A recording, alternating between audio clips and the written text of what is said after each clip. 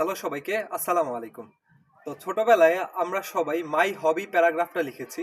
তো আমাদের একটা টেন্ডেন্সি ছিল যে আমরা সবাই গার্ডেনিং ব্যাপারটা লিখবো।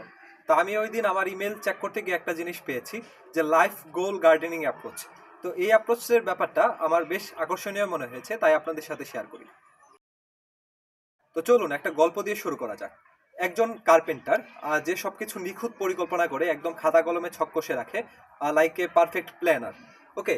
আর দ্বিতীয়ত আরেকজন হচ্ছে গার্ডেনার, যিনি হচ্ছে একটা বীজ বপন করে এবং তারপর তাতে নিয়মিত পানি দেয় এবং পরিচর্যা করে এবং ফলাফলের জন্য আল্লাহর উপর ভরসা করে, যে আল্লাহ নিশ্চয়ই হচ্ছে এই গাছটা থেকে একদিন অনেকগুলো ফল দিবেন, যা আমাদেরকে আহার যোগাবে বা আমরা অন্যান্য কাজে ব্যবহার করতে পারবো। তো এই দুজনের অ্যাপ্রোচের মধ্যে আপনার কার অ্যাপ্রোচটা মনে হয় যে ভালো? তো অবভিয়াসলি আপনার কাছে এবং আমার কাছে মনে হবে যে দ্বিতীয় অ্যাপ্রোচটাই ভালো, যে আমরা বিশ্বাসী যে মানুষ যারা, আমাদের অবশ্যই সৃষ্টিকর্তার উপর বিশ্বাস থাকা উচিত। কোরআনে মহান আল্লাহ তাআলা বলেন, তোমরা কি ভেবে দেখেছো যে বীজ তোমরা বপন করো, তোমরা কি তাকে ফলবান করো নাকি আমিই করি? সূরা আল ওয়াকিয়া আয়াত 63-64। তো এই আয়াতটাই হলো লাইফ গোল গার্ডেনিং অ্যাপ্রোচের মূল বিষয়। আমরা একটা জানি প্রচলিত হাদিস থেকে, যে প্রত্যেক কাজ তার নিয়তের উপর নির্ভরশীল অথবা ইন্টেনশনের উপর নির্ভরশীল।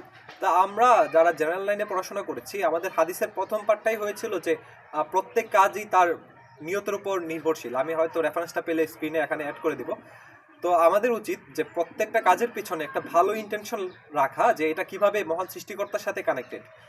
তো এই অ্যাপ্রোচটার নাম দিয়েছেন তারা লাইফ গোল গার্ডেনিং। তো এখানে একটু বইয়ের কথা বলি, আমি যেহেতু বইপত্র নিয়ে কথা বলতে পছন্দ করি।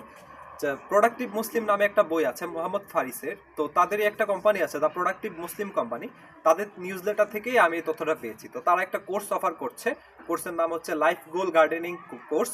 তো আমি সেই কোর্সে এনরোল করেছি। তো কোর্স শেষে আমি কি কি শিখলাম সেই বিষয়গুলো আপনাদের সাথে আবার পরবর্তী কোনো এক ভিডিওতে শেয়ার করবো ইনশাল্লাহ। তো আজ এ পর্যন্তই। আসসালামু আলাইকুম সবাইকে।